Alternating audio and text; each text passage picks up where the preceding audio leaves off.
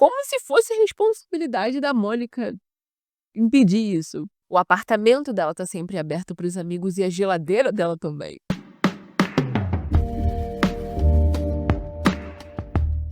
Olá, eu sou a Thais, se essa é a sua primeira vez aqui, seja muito bem-vindo ao meu canal. E se você é um inscrito retornando, seja muito bem-vindo de volta. Aqui eu gosto de analisar personagens fictícios como se eles fossem pessoas da vida real. E hoje eu trouxe uma personagem dadas as sugestões que vocês fizeram depois que eu coloquei lá na comunidade do YouTube de quais personagens vocês gostariam, quase que não sai, me vendo analisando aqui. Mônica de Friends. O que, não vou mentir, me trouxe muita felicidade, porque Friends é, sem sombra de dúvida, a minha sitcom favorita que eu mais assisti e reassisti na minha vida inteira. Tem as falas praticamente decoradas, boto pra assistir todo dia antes de dormir.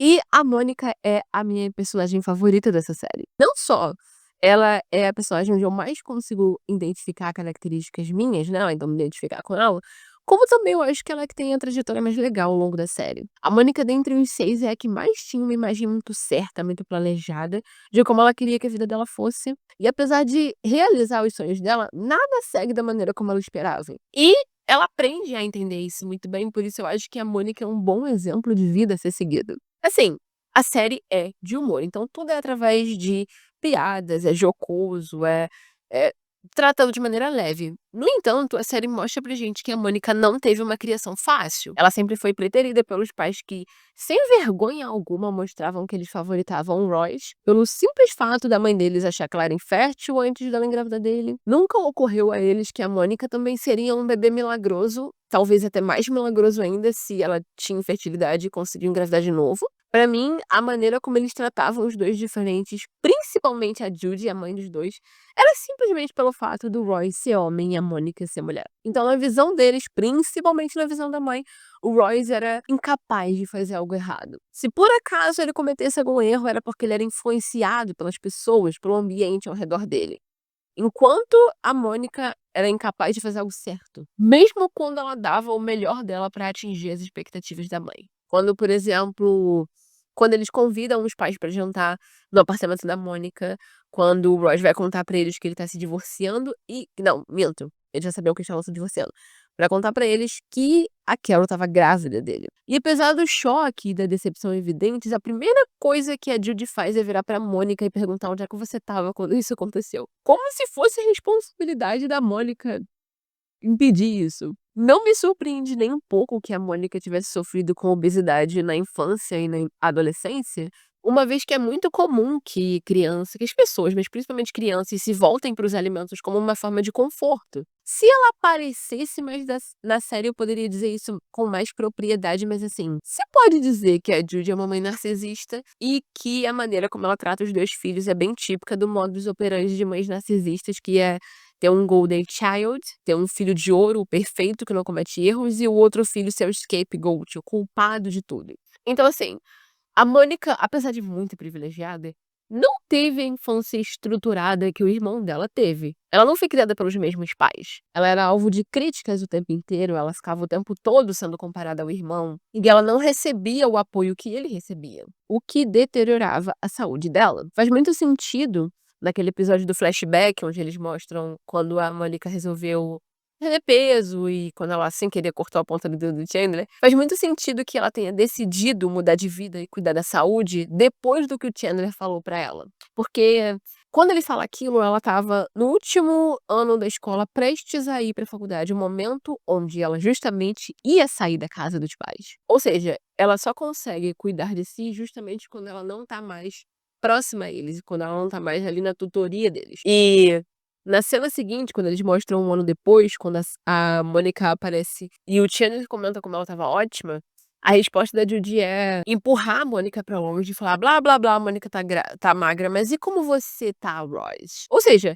ela nunca valida o esforço da filha, apesar dela ter passado a vida da Mônica inteira reclamando que ela deveria perder peso, quando ela finalmente perde peso, nem assim ela dá parabéns. Foi ali que a Mônica começou a entender um pouco o seu próprio valor. Eu sei que é uma série dos anos 90 e tinha essa ideia deturpada do que é o corpo bonito e etc. E não tem nada de errado em você não ser magro. Mas eu também acho que serve como um momento de reflexão ali dentro dessas limitações, porque é estético, mas em parte é ela cuidando de si, porque ela entende que ela tem valor como pessoa. E a questão da obesidade da Mônica era de uma compulsão alimentar, era de uma necessidade de encher um vazio dentro de si e, ao mesmo tempo, lidar com a sua ansiedade. Tanto é que, quando ela para de ter, não sei se seria a maneira correta de falar, mas quando ela progride dessa compulsão alimentar, ela passa para uma compulsão de limpeza. Ou seja, ela só troca uma por outra. Sem contar que outra coisa importante é que a Mônica também passou o ensino médio dela inteiro sendo comparada ao Rachel, que era ali naquela época, um estereótipo da beleza. Ela fala naquele episódio onde ela encontra aquele cara com quem elas fizeram o ensino médio, ele chama ela pra sair, e a Rachel fica revoltada porque ele tinha tratado ela mal, que elas tiveram ensinos médios muito diferentes. Apesar delas serem melhores amigas, a Mônica era motivo de risada o tempo inteiro. Ela era ostracizada, ela não era convidada para as festas, ela não tinha outros amigos além da Rachel. Ela não chamava a atenção dos garotos que ela gostava. Isso apesar dela ser tão simpática, dela gostar de todo mundo, tratar todo mundo bem, ser uma ótima anfitriã. Ela viu o tempo inteiro como a Rachel recebia toda essa atenção gratuita sem ter todo o trabalho que ela tinha. Bate mais uma vez naquela mesma dualidade de personagens que eu falei no vídeo da Paris Geller e no vídeo da Serena.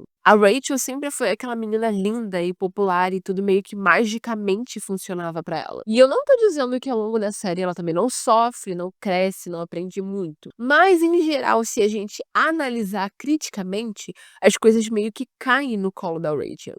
Ela tinha sido mimada e sustentada pelo pai a vida inteira, e então ela é abrigada pela Mônica. Apesar de não falar com a Mônica há anos e não tê-la convidada para o casamento dela. Ela não sofre de verdade o desespero de não ter como se sustentar, porque, bem ou mal, havia um teto sobre a cabeça dela. E a Mônica jamais ia deixar ela passar fome.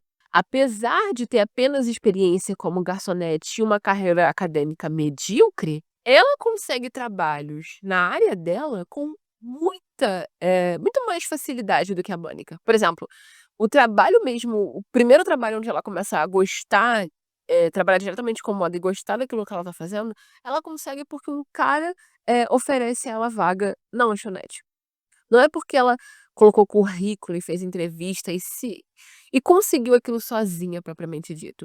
E no fim das contas, a gente descobre que o cara estava afim dela. Ela até mesmo engravida com mais facilidade que a Mônica, enquanto a Mônica sofre com infertilidade, mesmo a Mônica tendo desejado filhos desde muito nova. A Mônica tá o tempo inteiro lidando com as críticas da mãe, a ansiedade de ainda ser solteira, o desemprego depois. E ela é uma mulher lindíssima, mas ela não se vê assim por muito tempo. A Mônica sempre segue as regras, faz tudo certo, mas a vida que ela sonha sempre parece inalcançável. E não é de se admirar que às vezes ela fique muito irritada com a Rachel por ser imprudente ou por roubar o holofote dela. O que eu acho muito interessante na Mônica é que, apesar disso tudo, ela ainda consegue crescer como uma adulta que se importa com os outros. Claro, ela tem uma necessidade tóxica de agradar todo mundo e fazer as pessoas gostarem dela. Porém, ela também é uma ótima amiga. Como eu falei no primeiro episódio, ela abriga a Rachel, apesar delas não se falarem há anos e a Rachel não ter convidado ela pro casamento dela. E ela não só abriga, como ela imediatamente cuida da Rachel,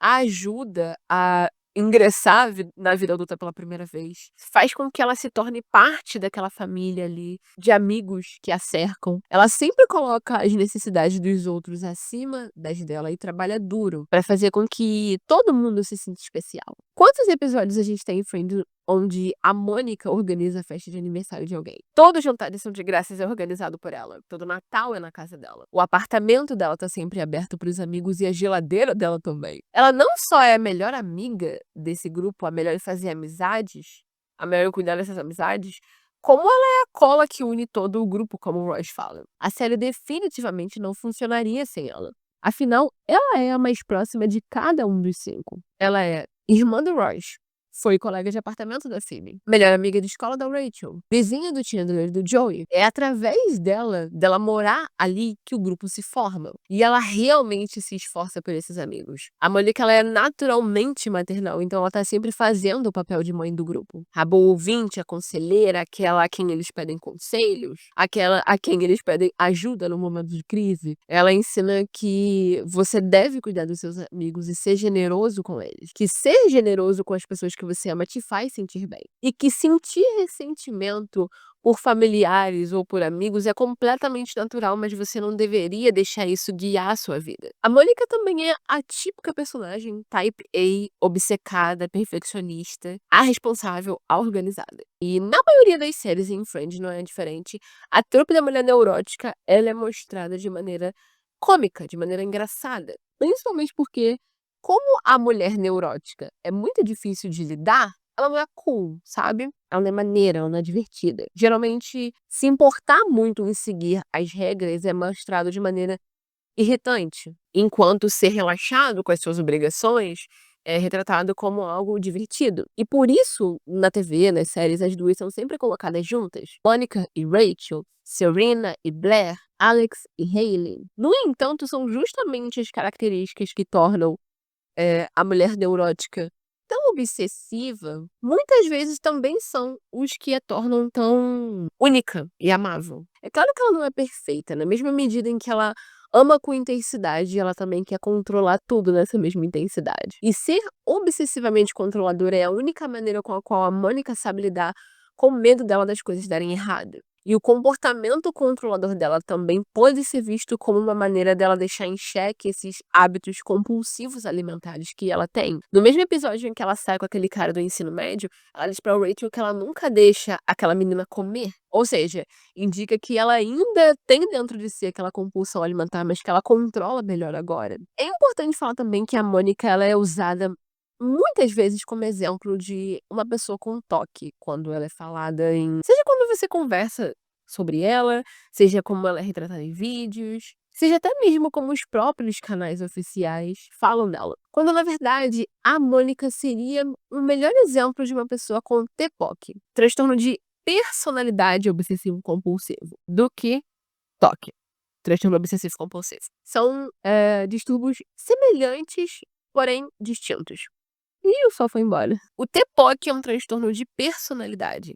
Já o TOC, anteriormente considerado como um transtorno de ansiedade, atualmente no DSM-5 ocupa o capítulo de transtornos obsessivos compulsivos e outros relacionados. A forma com que eles se manifestam é distinta. O TOC se caracteriza pela presença de obsessões que são os pensamentos intrusivos, imagens ou impulsos e apresenta comportamentos repetitivos que visam reduzir a ansiedade gerada por essas obsessões. Já o TPOC representa preocupações associadas à ordem, perfeccionismo e controle. Segundo o Instituto de Psiquiatria do Paraná, o transtorno de personalidade obsessivo-compulsiva, ou anancástica, é um transtorno caracterizado por preocupação demasiada com organização, perfeccionismo, sensação de dúvida constante, necessidade de verificações e de controle, resultando em uma rigidez excessiva. Pessoas com TPOC tendem a ter bastante atenção aos detalhes, que junto com o perfeccionismo e a rigidez,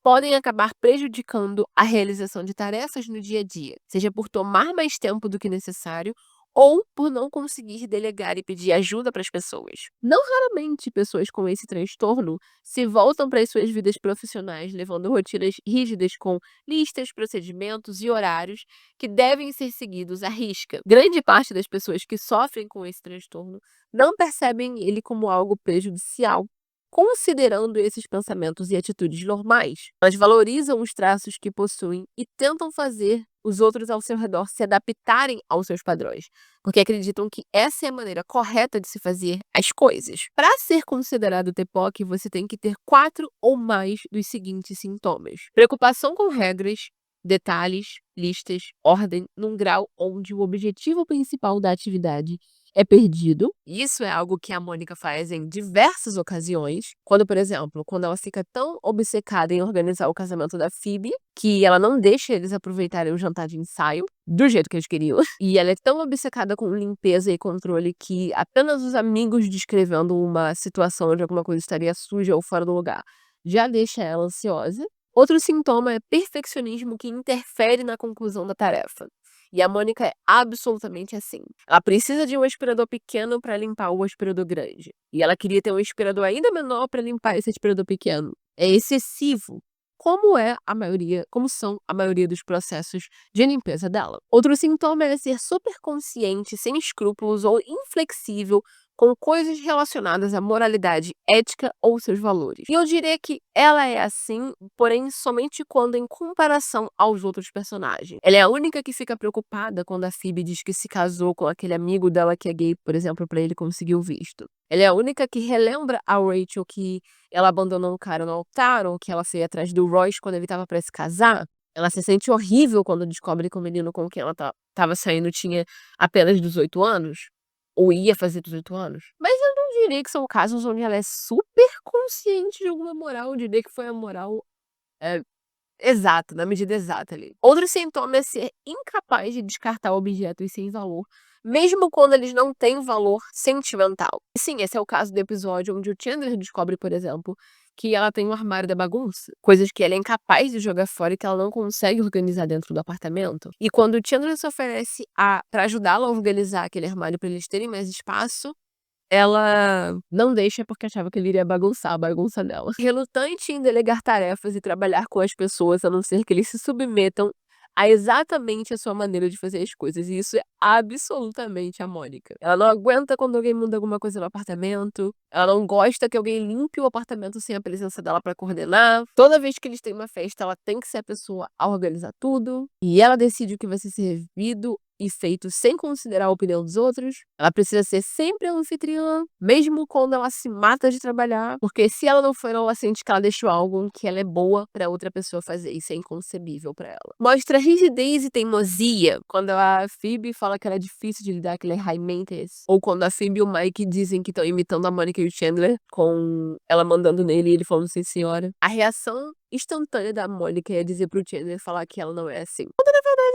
Quando ela quer provar que ela não é neurótica e deixa os sapatos, do lado de fora durante a noite, mas aí não consegue dormir. Ela cisma que a mulher que o Chandler contratou pra dar uma faxina na casa tinha roubado o sutiã e depois a calça dela, a ponto de enfiar a cabeça debaixo das pernas da mulher pra ver. Quando o Chandler também se muda para apartamento, ela não deixa ele mexer em nada na decoração. Ou seja, são vários sintomas que se enquadram ali dentro desse, transtorno que a Mônica mostra. E ela também poderia ter toque, por exemplo, ela fala que quando ela se sente ansiosa, ela limpa, o que indica que ela lida com as suas frustrações e ansiedade através de comportamentos compulsivos. O toque, um transtorno de ansiedade caracterizado por obsessões e compulsões que atrapalham a vida de uma pessoa. Então não é impossível argumentar que ela se encaixaria nesse diagnóstico, mas ela definitivamente se encaixa num transtorno de personalidade obsessivo-compulsivo, que é caracterizado pela rigidez e perfeccionismo excessivo e incapacidade de se adaptar às situações. E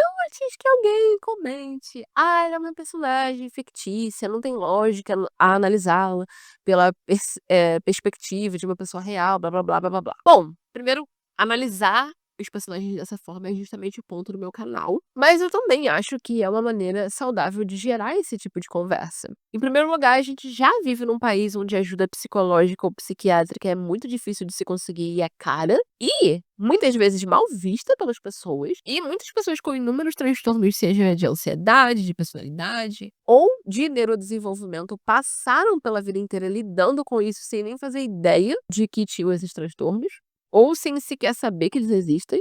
E às vezes um vídeo onde você vê alguém falando sobre isso e usando um personagem de exemplo, enxerga, eh, características suas nesse personagem, nessa descrição, pode ser nunca um diagnóstico, tá, mas um primeiro passo para a pessoa começar a procurar uma ajuda. E só por isso, por esse único motivo, eu já acho que essa discussão é produtiva. Mas, para além disso, é uma forma das pessoas conhecerem mais, aprenderem mais a lidar com isso e desmitificar também. esses transtornos. Hoje em dia, por exemplo, ter TDAH é socialmente aceito. Ninguém acha que você é menos, é inferior por ter TDAH, por exemplo. Mas, por muito tempo, ter TDAH ou ter dislexia, por exemplo, era sinônimo de burrice. E o que mudou essa concepção geral foram esses termos serem mais discutidos pelas pessoas e principalmente serem mostrados na mídia. Bom, a Mônica é um ótimo exemplo de que a vida nem sempre acontece do jeito que a gente planeja, nem mesmo se você quiser muito e se esforçar muito. Por isso, é muito importante a gente não ser inflexível e entender que nem tudo vai cair nas nossas mãos embalado para presente. E porque ela aprende isso, no final ela conquista exatamente tudo que ela queria, mesmo que o caminho para chegar até a realização disso não tenha sido o que ela escolheu. Ela passa por basicamente todo o trabalho ruim que é remotamente associado ao sonho dela de ser chefe de um restaurante. E ela até mesmo tenta montar o seu próprio buffet. Mas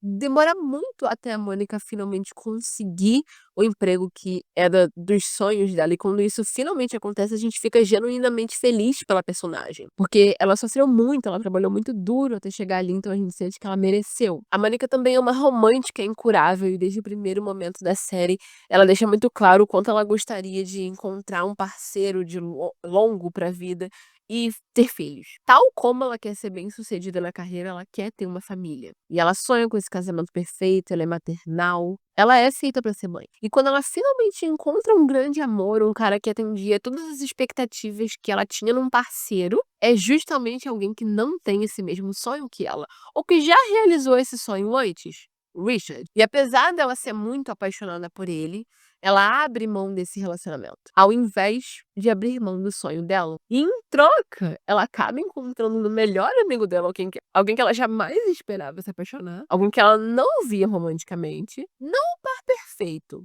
mas o par que ela precisava. O Chandler é a pessoa que a ajuda a tolerar alguns erros e imperfeições no dia a dia. Ele também é uma pessoa que não só suporta, não só tolera a neurose dela, mas ele a compreende de verdade e ele a ajuda. E ela também foi madura e compreensiva, e paciente para entender que aquele era o primeiro relacionamento sério a longo prazo do Chandler, e que ele não estava no mesmo nível de aprendizado que ela. E entendeu que mesmo que ela já tivesse pronta para dar vários passos adiante, ele não estava.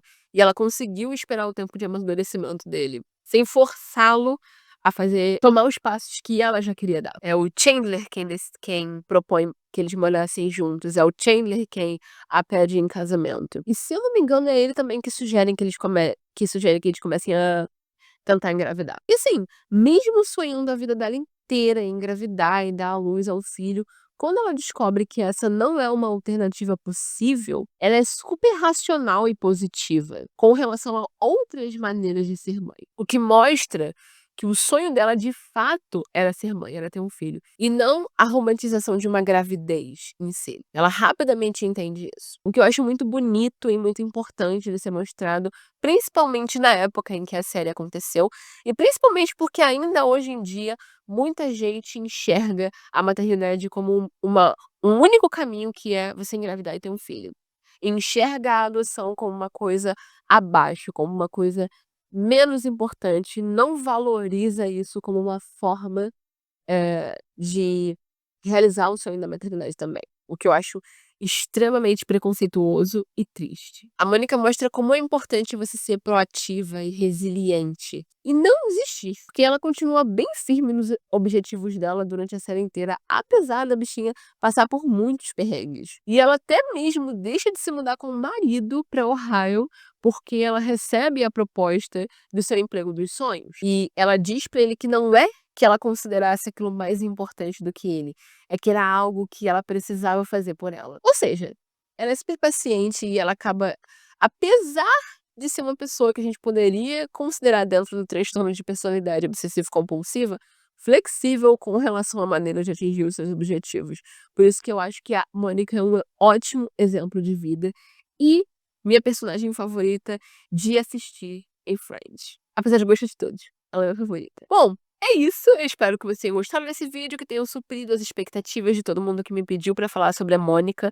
Ela é uma personagem que eu acho maravilhosa, divertidíssima e que eu adorei escrever sobre. Comenta aqui embaixo qual outros personagens você gostaria que eu trouxesse aqui, o que você achou desse vídeo, se você já assistiu Friends, gosta da Mônica, etc.